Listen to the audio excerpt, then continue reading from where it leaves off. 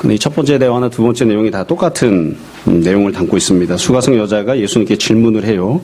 예수님 이제 물을 달라 하니까 당신은 유대인 남자인데 왜 나한테 물을 달라고 하느냐 이렇게 이야기를 하죠. 그러니까 예수님께서 두 가지 대답을 하셨어요. 첫 번째는 내가 너한테 주려고 하는 선물, 은혜가 무엇인지 네가 나를 모르고 있다. 두 번째는 너는 내가 누군지 모른다. 그러니까 하나님이 어떤 은혜를 예비하셨는지 그리고 주님이 누구신지 이 두 가지를 모른다. 이렇게 대답하셨어요.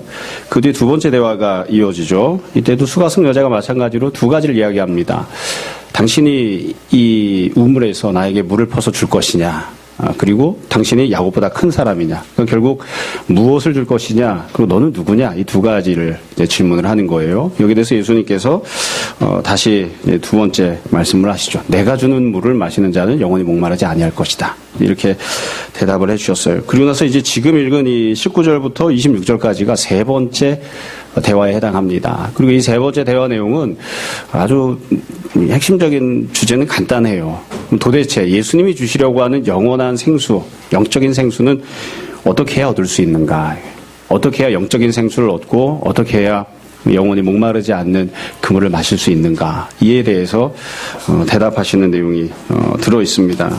이게 굉장히 복잡하게 생각할 수도 있고 그런데 사실은 그냥 쭉 말씀하신 내용을 그냥 그대로 읽고 조금씩 생각하고 이렇게 나가면 그렇게 어렵지 않은 내용입니다.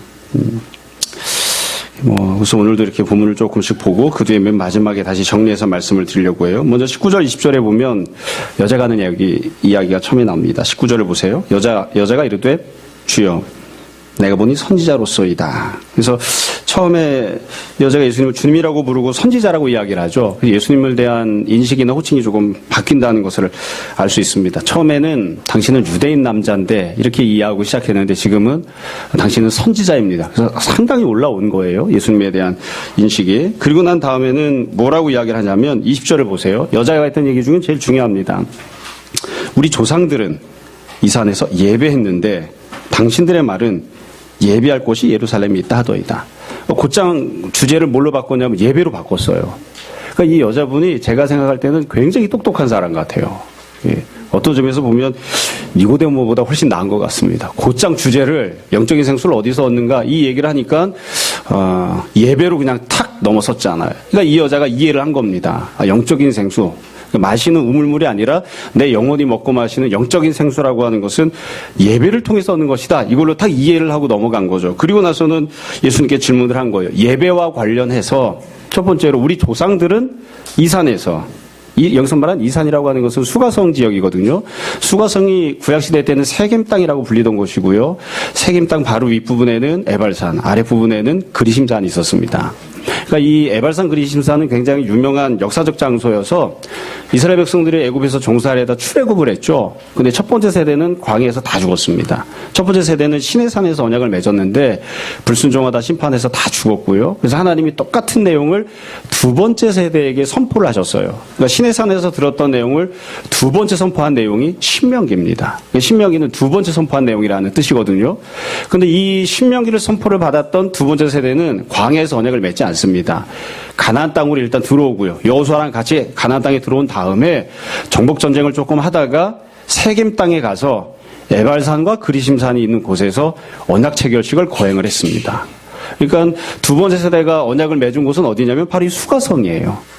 여기에서 하나님 말씀대로 순종하면 복을 받을 것이다. 그럼 그리심산에 이스라엘 절반이 서 있다가 아멘 이렇게 화답을 했고 이 말씀대로 순종하지 않고 불순종하면 저주를 받을 것이다. 그러면 이스라엘 민족 가운데 절반이 에발산에 서 있다가 아멘 이렇게 화답을 했습니다. 그래서 언약 체결식을 맺었던 곳이에요. 그래서 이 북이스라엘 지역에 살던 사람들, 사마리아 지역에 살던 사람들은 그 전통을 따라서 여기가 이스라엘 백성들이 언약을 맺었던 장소니까 여기에서 하나님을 섬겨야 된다. 이렇게 주장을 하고 자식들에게 가르쳐 왔던 거죠. 그래서 지금 이 여자가 그렇게 이야기하는 거예요.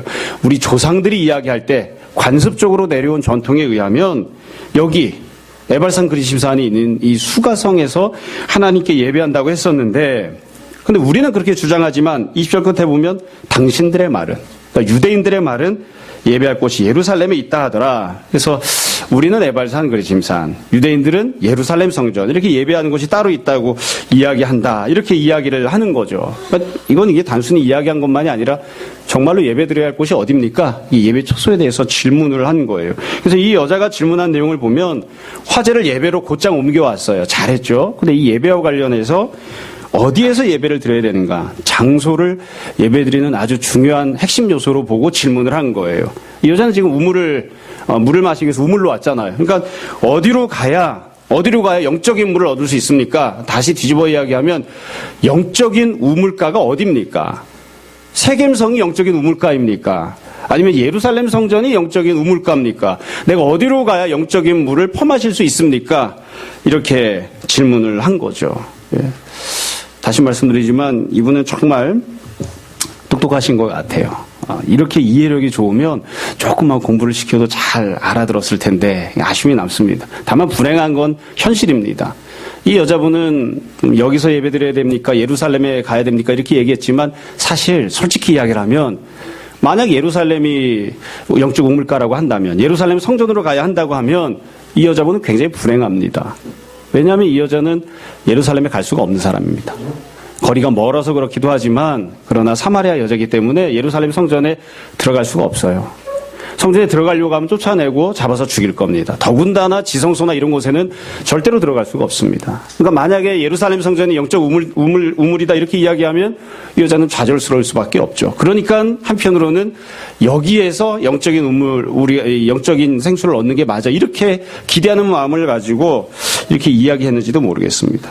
자, 여기에 대해서 이제 예수님이 대답을 하십니다. 우리가 너무나 잘 알고 있는, 그리고 정말 중요한, 모든 본문이 그렇지만 예수님 말씀이 제일 중요해요. 21절부터 24절에서 주님께서 영적 생수를 어디에서 얻는가와 관련된 대답을 하십니다. 먼저 21절을 보세요. 예수께서 이르시되, 주님이 처음에 하신 말씀은 여자여 내 말을 믿으라. 예수님께서 내 말을 믿으라 이렇게 말씀하셨어요. 여기서 내 말을 믿으라 이 무슨 뜻이냐? 간단합니다. 네가 여지껏 살아오면서 조상들이 알려주었던 관습대로 갖고 있던 지식이 있었지. 그 말을 듣지 마라. 조상들이 너에게 알려줬던 말 듣지 마라. 네가 전통적으로 들어왔던 말, 네가 여지껏 알고 있던 말, 그 말 듣지 마라. 또 유대인들은 예루살렘 성전이 있어서 거기 가서 예배드려야 된다고 하지 그 말도 듣지 마라.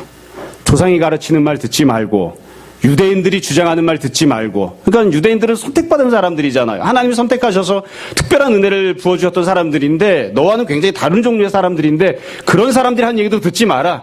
다르게 얘기하면 니고데모가 떠드는 이야기도 듣지 마라. 율법이 뭐라고 이야기하듯 그거 듣지 마라. 그리고 나서 주님이 말씀하시는 내 말을 들어라.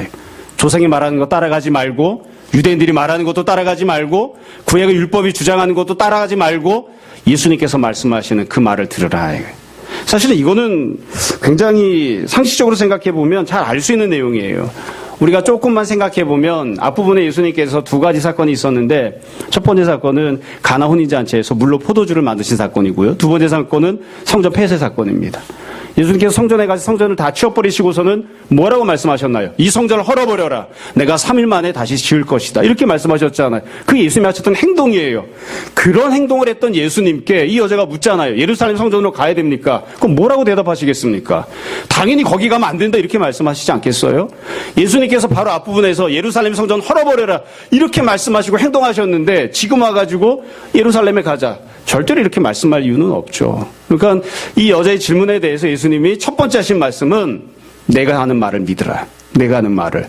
내가 앞에서 했던 행동을 생각해보고 그 행동을 믿으라. 우리 예루살렘 성전에 갈 필요 없는 거야. 이 말씀을 이제 시작하시는 거예요. 그 다음에 두 번째로 21절 중간에 보면 주님이 하셨던 말씀이 나옵니다. 이 산에서도 말고 예루살렘에서도 말고 너희가 아버지께 예배할 때가 이르리라. 사실 예수님께서 지금 두 가지 말씀하신데 하나는 장소와 하나는 시간이에요. 장소는 이 산에서 말고 장소는 여기가 아니다. 예루살렘에서도 말고 예루살렘이라고 하는 장소도 아니다. 그러니까 이 두 곳 다 영적인 우물이 아니에요. 이 두 곳에 가면 절대로 영적인 생수 얻을 수 없다. 이 두 곳은 예배드리는 예배처소가 아니다.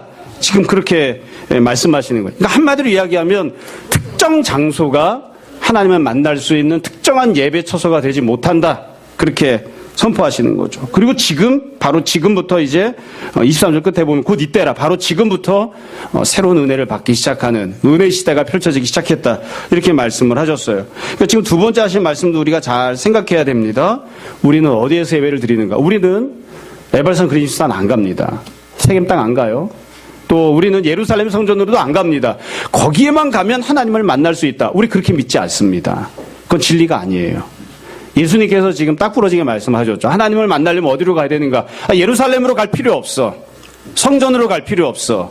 더군다나 이산, 에발산 그리심산이 있는 여기 수가성, 여기도 하나님을 만날 수 있는 특정한 예배 처소가 아니야. 우리는 거기로 가지 않는다. 그렇게 말씀을 하셨어요. 그러면 어디로 가야 되는가? 논리적으로 보면 예수님이 이 질문과 대답을 하시면서 어디로 가야 됩니까? 질문했으니까 어디로 가야 된다 이렇게 말씀하셔야 될 거 아니에요. 근데 여기에 대해서 예수님 뭐라고 대답하셨냐면 이렇게 이야기했어요. 22절을 보세요. 이게 세 번째 내용인데 제일 중요한 내용이죠. 너희는 알지 못하는 것을 예배하고 우리는 아는 것을 예배하노니 이는 구원이 유대인에게서 남이라. 23절 아버지께 참되게 예배하는 자들은 영과 진리로 예배할 때가 오나니 곧 이때라. 그러니까 예루살렘으로도 안 가고 여기서도 아니고 그럼 어떻게 예배를 드리느냐? 어디에서 예배를 드리느냐? 영과 진리로 예배를 하는 거예요. 영과 진리로 예배를 드린다. 그러니까 이 영과 진리로 예배를 드린다고 하는 것은 두 가지 의미를 갖는데 하나는 이게 장소적인 의미를 갖습니다. 그러니까 질문이 그거잖아요. 어디로 가야 됩니까? 그러니까 어디? 장소가 어디냐면 영과 진리예요. 예루살렘으로 가는 게 아니고 수가성으로 가는 게 아니고 영과 진리라고 하는 장소로 가는 거예요. 영과 진리라고 하는 장소에 가야 하나님을 만날 수 있고 예배를 드릴 수 있어요. 이해가 되시죠? 그러니까 우리식으로 보면 우리는 예루살렘, 서울 이런 것들을 장소라고 생각하는데 그게 아니라 특정한 장소가 정해져 있다면 그건 영과 진리라고 하는 장소다. 영과 진리라고 하는 곳에서 예배를 드려야 된다는 거예요. 두 번째 의미가 있어요. 이 영과 진리로 예배를 드린다고 하는 것은 장소라고 이렇게 보면 우리가 이렇게 설명을 들을 때도 좀 어거지 같은 느낌이 들죠. 영과 진리는 장소가 아니니까. 그러니까 영과 진리라고 하는 건 뭐냐면 이 내가 현재 어떤 상황인가를 설명하는 겁니다. 네가 어떤 존재인가? 그러니까 네가 어떤 사람이 되어야 예배를 드릴 수 있는가? 여기에 주님께서 초점을 맞추신 거예요.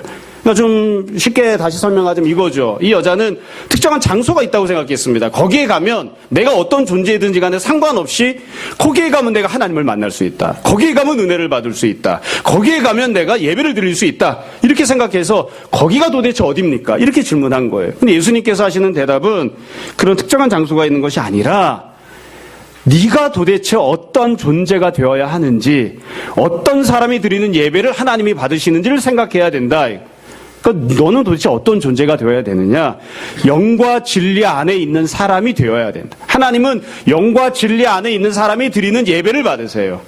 그 예배를 받기 때문에 네가 영으로 거듭나는 사람, 진리로 거듭나는 사람, 영과 진리로 새롭게 변화받은 사람이 되어서 하나님 앞에 예배를 드려야 된다는 거예요. 한 단씩 조금 더 쪼개서 말씀을 드릴게요. 우리가 다 알고 있는 내용이지만 다시 한 번 더 부가 설명을 드리는 거예요. 자, 영과 진리로 예배를 드린다 했을 때 예수님 부가 설명으로 이렇게 말씀을 하셨어요. 24절을 보시면 하나님은 영이시니 예배하는 자가 영과 진리로 예배할지니라. 너무나 유명한 표현이죠. 하나님은 누구시라고요? 영이십니다. 그렇기 때문에 예배드린 자는 어떻게 예배를 드려야 된다고요? 영과 진리로 예배를 드려야 된다. 사실은 논리적으로만 보면 예수님 말씀이 약간 불충분해요. 왜냐하면 이렇게 이야기가 맞습니다. 하나님은 영이시기 때문에 예배하는 자는 영으로 예배를 드릴지니라. 여기다 한 가지를 더 붙여야 돼요. 하나님은 진리이시기 때문에 예배드리는 자는 진리로 예배를 드려야 된다. 이렇게 말해야 사실은 논리적으로는 충분합니다. 예수님이 한 부분을 생략하신 거예요. 제가 이걸 예수님 말씀이 틀렸다든지 보충되어야만 한다든 이렇게 말씀드리는 건 아니에요. 근데 만약에 한 단어를 더 집어넣는다면 24절에 하나님은 영과 진리이시기 때문에 예배드리는 자들은 영과 진리로 예배를 드려야 된다. 이렇게 이야기하는 게 훨씬 더 우리가 좀 더 이해하기 쉬워요. 그렇죠? 다시 말씀드립니다. 하나님이 영이시기 때문에 우리는 영으로 예배를 드립니다. 그러면 영으로 예배를 드린다고 하는 말은 도대체 무슨 뜻이냐? 무슨 뜻이냐? 우리가 육체로 드리는 예배를 하나님이 온전한 예배로 보지 않으시는 거예요. 하나님이 영이시니까. 근데 우리가 영으로 예배를 드린다고 했을 때에 단순히 영이기만 하면 다 예배를 드릴 수 있느냐? 그거 아닙니다. 여러분 영혼이 몽땅 다 똑같은 영혼인가요? 아니에요. 예수님 믿는 사람의 영혼과 불신자 영혼은 다릅니다. 예수님 믿는 사람의 영혼은 구원받은 영혼이고요. 불신자의 영혼은 죄악 가운데 찌들어서 심판받는 영혼이에요. 그래서 죄악 가운데 찌들어서 심판받는 지옥에 속해 있는 자가 드리는 예배를 하나는 받지 않으세요. 그 예배 드릴 수도 없어요. 하나님의 영이시기 때문에 나도 영으로 예배를 드려야 되거든요. 이걸 뒤집어 말하면 하나님의 영을 닮은 영혼을 갖고 있는 사람이 예배를 드리는 거예요. 영혼이신 하나님 앞에 설 수 있는 영혼을 갖고 있는 자가 예배를 드릴 때에 그 예배를 하나님께서 받으시는 겁니다. 제가 막 설명을 막 이렇게 복잡하게 하는 것 같지만 간단해요. 어떤 영혼이 하나님 앞에 예배 드릴 수 있는 영혼이냐? 성령님께서 우리를 다시 낳아주셔서 새롭게 거듭난 영혼을 갖고 있는 사람, 거듭난 영혼으로 하나님 앞에 예배를 드려야 하나님께서 그 예배를 받으십니다. 거듭나지 않은 사람, 그냥 니고데모처럼 태어날 때부터 갖고 있었던, 예수님께서 직접적으로 말씀하실 때에 네 영혼은 사탄이 애비야 이렇게 말씀하셨던 그런 사탄을 애비로 두고 있는 그런 영혼을 갖고 있는 사람은 하나님 앞에 나오지도 않고, 그런 영혼을 갖고 있는 사람은 예배를 드려봤자 하나님이 예배를 받지도 않으세요. 그러니까 영으로 예배를 드린다. 네 영혼이 어떤 사람이냐, 네 영혼이 어떤 존재이냐. 나는 원래 갖고 있던 영혼으로 살아가는 사람이 아니라 원래 영혼은 다 죽어버렸고 성령님께서 나의 영혼을 새로 낳아주셔서 나는 거듭난 영혼을 갖고 있는 사람입니다. 나는 거듭난 영혼을 가지고 하나님 앞에 나와서 영이신 하나님께 예배를 드립니다. 지금 그걸 예수님이 말씀하시는 거예요. 진리로 예배를 드린다는 것도 마찬가지입니다. 요한복음 1장에 보면 이 사도 요한이 선포하면서 그렇게 선포를 했어요. 하나님께서 은혜를 주시면서 율법은 모세를 통해 주셨습니다. 그럼 은혜와 진리는 오직 한 분, 예수님을 통해서 주셨습니다. 그러니까 예수 그리스도 한 분을 통해서 우리가 은혜와 진리를 받아 누리는데, 그 은혜와 진리를 받은 사람들이 하나님 앞에 예배를 드릴 수 있는 거예요. 그러니까 하나님 앞에 예배를 드린다고 하는 것은 율법을 가지고 예배 드리는 거 아닙니다. 제사 가지고도 하나님 앞에 나가서 예배 못 드립니다. 예수 그리스도를 통해서 은혜를 받은 사람, 진리를 소유한 사람, 그래서 이 두 가지를 합쳐놓고 보자면 진리 가운데 가득 거하고 있는 사람, 진리로 가득 찬 새로 거듭난 영혼을 소유한 사람들이 하나님 앞에서 영과 진리로 예배를 드리는 거예요. 뭐 어려운 내용이 아니죠. 그렇죠? 그러니까 지금 예수님이 대답하시는 건 이 수가성 여자와는 관점이 좀 달라요. 수가성 여자는 어디에 가면, 내가 거듭난 영혼이 아니라 하더라도, 지저분하게 살았다 할지라도 어디에만 가면 내가 은혜 받고 예배 드릴 수 있고 이런 특정한 장소가 있는 거 아닙니까? 마치 드래곤볼 찾는 것처럼, 무슨 보물섬을 찾아가는 것처럼 그곳이 어딥니까? 이렇게 질문한 것이라면 예수님께서는 그런 곳은 없다. 그런 곳은 없다. 네가 어떠한 존재가 되었는지를 잘 생각해라. 네가 어떤 사람인지를 잘 생각해라. 네가 예배 드릴 수 있는 사람인지 아닌지를 생각해라. 네가 영혼으로 거듭난 사람이 된다면, 내가 주는 은혜와 진리를 받아 누리는 사람이 된다면, 그래서 네가 진리가 가득한 영혼을 소유한 사람이 된다면, 그러면 네가 하나님 앞에 예배를 드릴 수 있고 그때 하나님께서 너에게 생수를 공급하실 것이다. 이렇게 말씀하시는 겁니다. 여기서 한 걸음 더 나가서 설명을 하겠습니다. 제가 지금 드린 말씀이 다 이해가 되시죠? 뭐 이걸 우리는 사실 다 그 은혜를 누리고 있는데, 내가 누리고 있는 은혜를 내 말로 직접 이렇게 잘 설명을 못할 때들이 있거든요. 근데 이걸 그렇게 지금 설명을 하는 것 뿐이에요. 여기서 이제 한 걸음 더 나가서 설명하자면 이렇게 말씀드릴 수 있습니다. 하나님이 영이시기 때문에 우리가 영으로 예배를 드리잖아요. 그리고 하나님의 영혼은 진리로 가득하시기 때문에 우리가 진리로 예배를 드려야 됩니다. 그러면 여기에다가 우리가 보충적인 설명을 몇 가지 더 덧붙일 수 있습니다.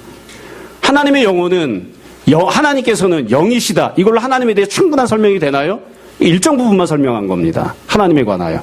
하나님은 진리가 가득한 분이십니다. 이게 하나님에 대해서 100% 다 설명한 건가요? 아닙니다. 그럼 하나님은 도대체 또 어떤 분이신가? 하나님은 화평케 하시는 분이십니다. 하나님은 영광스러운 분이십니다. 하나님은 의로우신 분이십니다. 우리가 이 이외에도 여러 가지 말들을 붙일 수 있어요. 그럼 도대체 예배는 어떤 사람이 드리는가? 하나님과 화평함을 누리는 영혼이 예배를 드리는 거예요. 영광스러운 모습으로 변화받은 영혼이 예배를 드리는 거예요. 불의함이 없이 의롭다 인정을 받은 영혼이 하나님 앞에 예배를 드리는 거예요. 이거 현실 속에서도 우리가 얼마든지 경험하는 겁니다. 아마 여러분들도 그런 경험이 있으실 거예요. 저도 요즘은 그래도 좀 덜하지만 한참 전에는 왜 이렇게 부부싸움을 하면 토요일날 밤에 그렇게 피터지게 부부싸움을 하게 되는지 몰라요.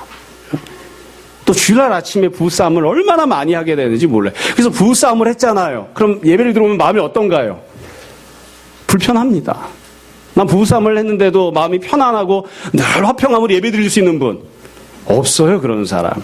오죽하면 제가 요즘은 최근 10년 동안은 그래 본 적이 없지만 오죽하면 예전에 제가 설교하러 올라와서 사실은 제가 부부싸움을 심각하게 해서 지금 설교할 만한 입장이 못 됩니다. 그래도 이게 설교자니까 이 설교를 해야 되니까 어쩔 수 없이 설교를 합니다. 이해해 주시기 바랍니다. 제 기억에 3번 이상 그런 말 했습니다, 제가. 우리는 이렇게 다 싫어하지만, 우리 애들 엄마는 이렇게 다 싫어하지만, 예전에 하도 부부싸움을 자주 하니까 제가 아예 공식적인 노래도 만들었잖아요. 설교 시작하기 전에 두 손 들고 찬양합니다. 이 노래를 부르면, 아, 목사님 부부싸움을 심각하게 하셨구나. 그렇게 이해하시라. 너무 힘든 거예요. 여러분, 예수님이 오죽하면 그렇게 말씀하셨겠어요. 하나님 앞에 제단에 나가서 제사를 드리다가 예배 드리다가 형제와 싸운 게 있어요. 어떻게 하라고요? 예배 드리는 거 그만두고 가서 화목하게 하고 와라. 왜 그럴까요? 예배는 영으로 드리는 것인데 하나님은 어떤 분이시냐? 하나님은 화평케 하시는 하나님, 사랑의 하나님, 용서하시는 하나님, 영광이 가득하신 하나님, 진리로 가득하신 하나님이에요. 그래서 단순히 그냥 나는 영으로 예배를 드리 이렇게 하는 게 아니라 하나님의 영을 닮은 그러한 영혼의 모습이 되어야 내가 온전하게 예배를 드릴 수 있거든요. 화평한 영혼이 되어 있어야, 하나님의 영광을 소망하는 영혼이 되어 있어야, 진리로 가득한 영혼이 되어 있어야 내가 어떻게 직장 생활하면서 다른 사람들을 험담을 하고 다른 사람이 받아야 될 돈을 갈취하고 그 상황에서 어떻게 내가 하나님 앞에 와서 온전하게 예배가 되겠어요. 하나님은 그런 하나님이 아니신데, 그러니까 하나님 앞에 온전한 영혼으로 서 있어야 하나님 앞에 영으로 진리로 예배를 드리는 거예요. 그러니까 우리가 예배를 드릴 때에 우리 설교 제목이나 성경 본문은 영과 진리로 예배를 드린다 했지만 그 뒤에 여러 가지 수식을 더 붙일 수 있어요. 영과 진리로, 화평함으로, 용서함으로, 사랑으로, 영광으로 하나님 앞에 예배를 드리는 거예요. 이게 지금 예수님께서 선포하시는 내용입니다. 이 얘기를 예수님께서 한 가지를 더 덧붙여서 우리가 오해하지 않도록 덧붙여서 더 설명을 하셨어요. 그게 뭐냐면 예배를 도대체 누구에게 드리는지를 설명하면서 23절을 보시면 아버지께 참되게 예배하는 자들은 이렇게 설명하셨죠. 예배를 받는 분이 누굽니까? 아버지입니다. 하나님을 누구라고 표현했습니까? 아버지라고 했어요. 그냥 지적 까놓고 질문을 하자고요. 이스라엘의 아버지가 하나님이십니까? 니고데모는 하나님을 자기 아버지라고 부르나요? 그렇지 못했습니다. 그러니까 예배는 누구에게 드리느냐?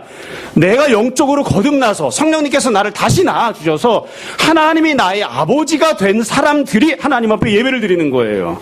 혈통상 이스라엘 백성으로 아브라함의 후손으로 태어났다고 해서 예배자가 되는 것이 아니라 하나님께서 나를 다시 낳아주셔서 하나님이 나의 아버지가 된 사람들, 내 영혼이 거듭난 사람들, 내가 하나님을 아버지라고 부를 때에 하나님은 진리 가운데 계신데 내가 비진리, 거짓말, 하나님은 화평한 가운데 계신데 내가 다툼과 분쟁 이런 가운데 있으면서 하나님을 아버지라고 부를 수 있겠습니까? 어렵잖아요. 그렇죠? 높아심이 한 가지 더 말씀드릴게요. 그러면 진리로 가득하고 영광으로 가득하고 화평함으로 가득하고 의로 가득한 사람이 도대체 누가 있느냐? 우리 중에 그런 사람이 누가 있겠습니까? 그런 사람 거의 없죠. 거의 없는 게 아니라 아무도 없습니다. 그래서 도대체 누가 예배를 드릴 수 있게 되느냐 하면 태어날 때부터 의롭고 태어날 때부터 화평케 하고 태어날 때부터 진리로 가득한 사람이 아니라 우리가 다 죄인이잖아요. 예수님 믿고 주님의 보혈의 공로로 죄사함 받고 정결함을 얻게 된 사람들, 아까 이야기한 그대로 다시 거듭난 사람들이 하나님 앞에 예배를 드리는 거예요.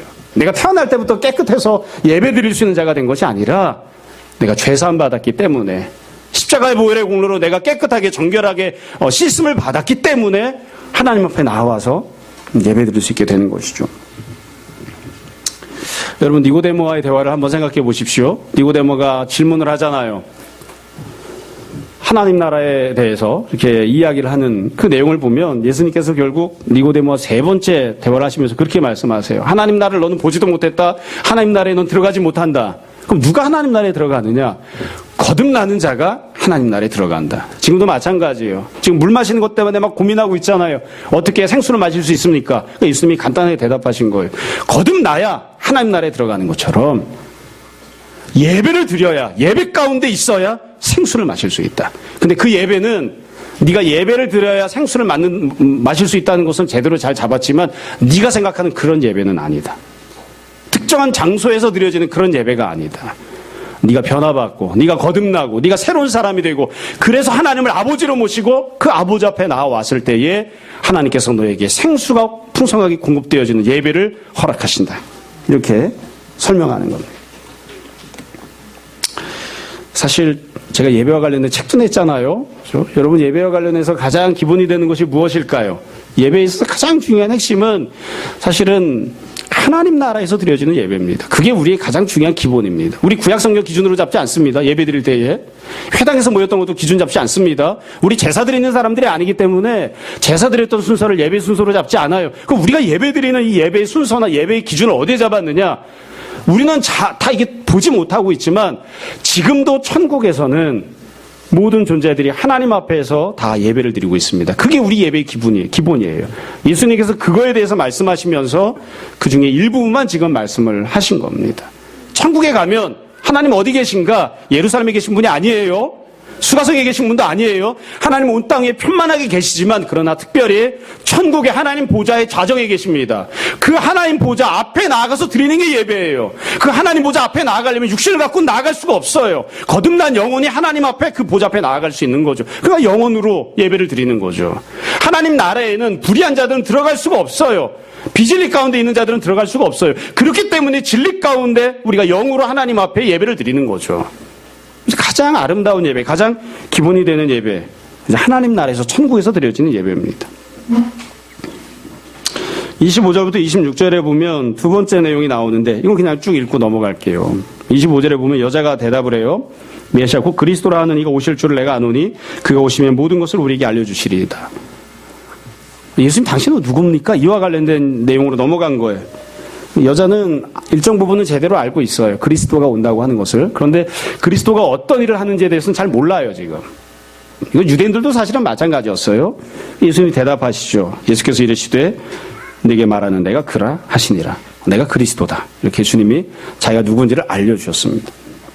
그래서 이 19절부터 26절까지 수가성 여자와 했던 세 번째 대화의 핵심 주제는 어떻게 하면 생수를 얻을 수 있는가? 어떻게 하면 영적 생수를 공급받을 수 있는가? 예배를 통해서 받는 것입니다. 도대체 그러면 어떻게 해야 예배를 드릴 수 있는가? 이 여자는 장소에 집중합니다. 그런데 장소가 아니라 네가 누구인가?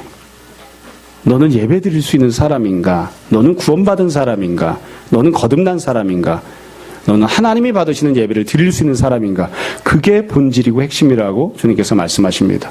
사실 예수님께서 장소에 대해서 말씀을 안 하셨죠. 굳이 어디에서 예배 드려야 되나 이렇게 말씀은 안 하셨잖아요. 여기에 대해서도 사실은 히브리서에서는 딱 집어서 이야기합니다. 어디에서 예배를 드려야 될까요?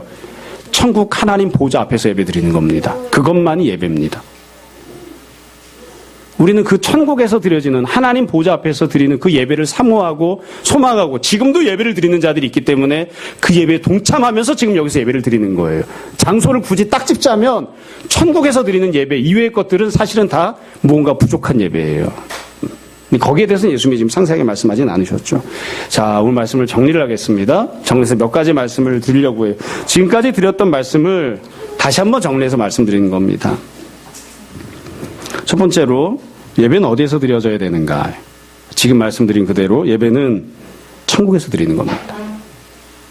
우리는 천국을 사모하고 천국에 올라갈 것을 신뢰하고 소망을 하고 그리고 천국에서 드리는 예배를 이 땅에서도 드리기를 원합니다. 그렇기 때문에 천국 이외에 다른 곳들을 절대시하거나 다른 곳들이 유일하게 하나님을 만날 수 있는 곳이라고 주장하는 것은 옳지 않습니다. 우리는 그런 것을 따라가지 않습니다. 구약에 있었던 여러 가지 제사들이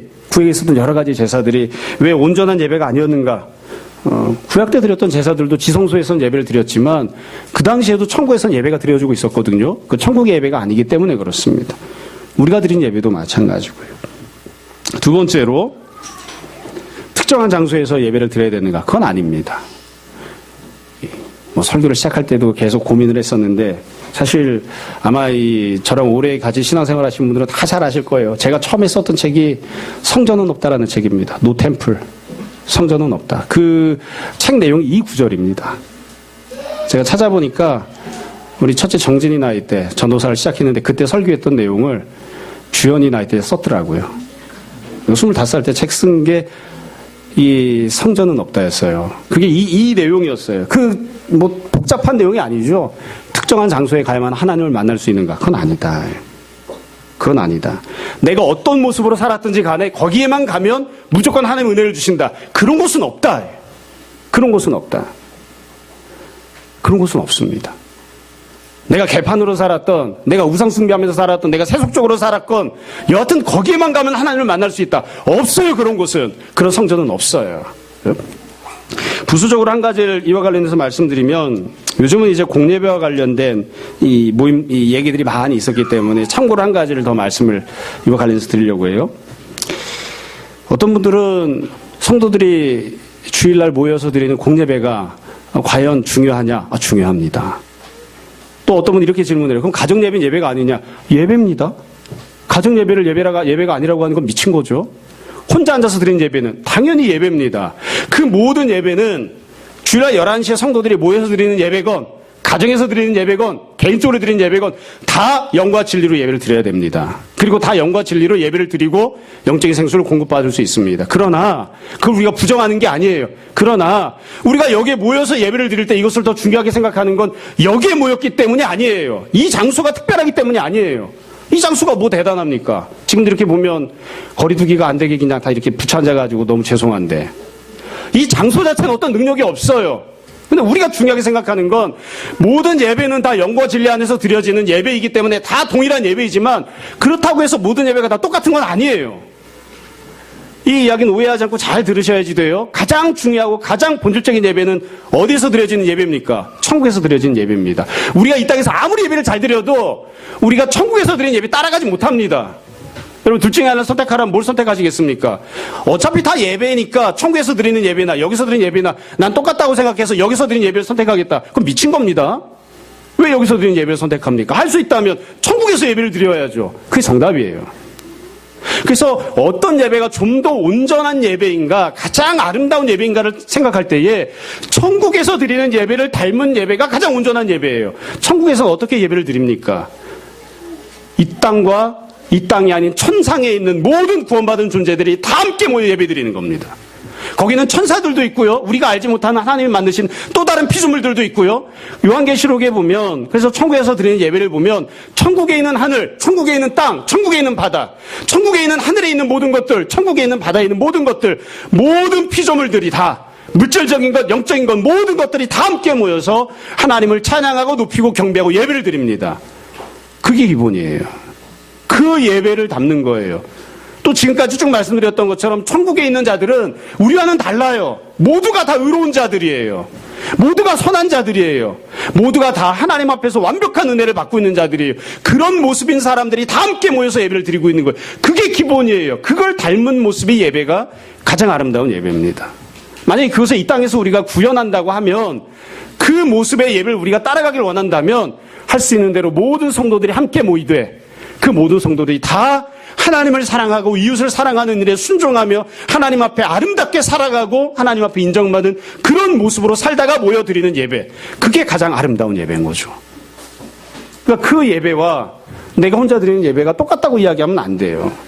다 우리가 하나님 앞에 드리는 예배이지만 분명히 차이가 있습니다. 세 번째로 마지막 내용입니다. 원래 이 질문으로 돌아가자고요. 지금 예수님과 수가성 여자 사이의 대화는 왜 시작이 되었습니까? 원래 무슨 얘기하다 이 얘기가 나온 거죠? 간단합니다. 물 마시는 것 때문입니다.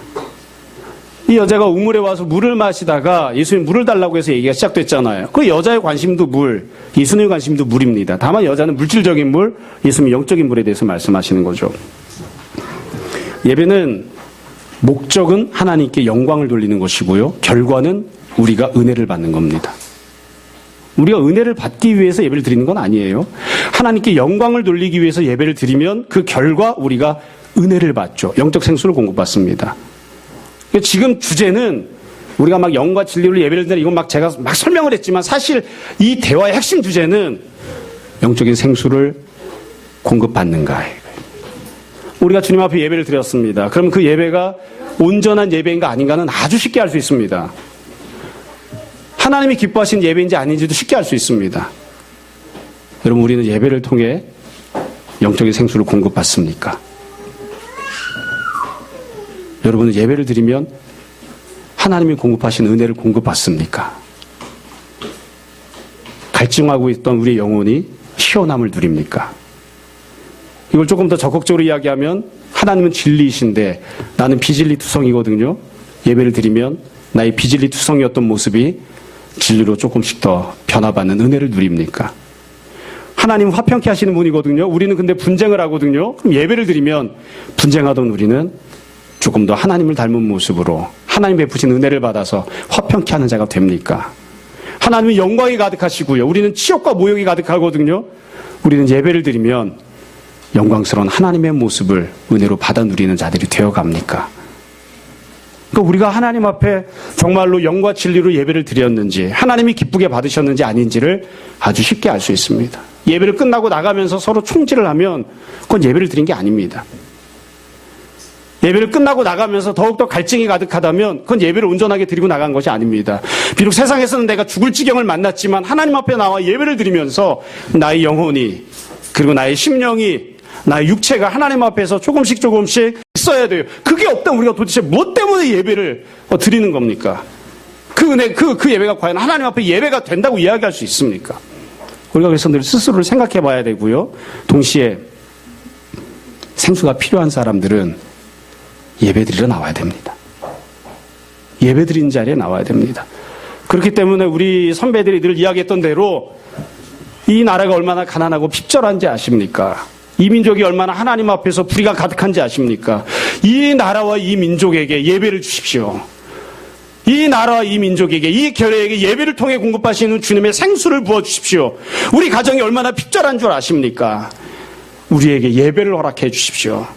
그래서 우리가 예배를 통해 공급되는 생수를 우리 가족들이, 우리 민족들이, 그리고 우리와 함께 더불어 살아가는 주변의 많은 사람들이 받아 누리게 해주십시오. 그렇게 우리가 간구하고 또 그렇게 증거하는 거잖아요. 여러분, 생수가 필요한 사람, 예배 드리는 자리에 나와야 됩니다. 힘들고 어려우면 혼자 골방에 앉아서, 조금 더 가능하면 식구들끼리 손을 맞잡고, 그리고 가능하면 함께 모여서 예배 드리는 자리에 나와서 예배를 드리고 우리의 영혼이, 또 우리 안에 있는 진리가 참으로 능력 있게 활동하는, 그리고 하나님께서 베푸시는 은혜를 받아 누리는 그 모습이 되어야 됩니다.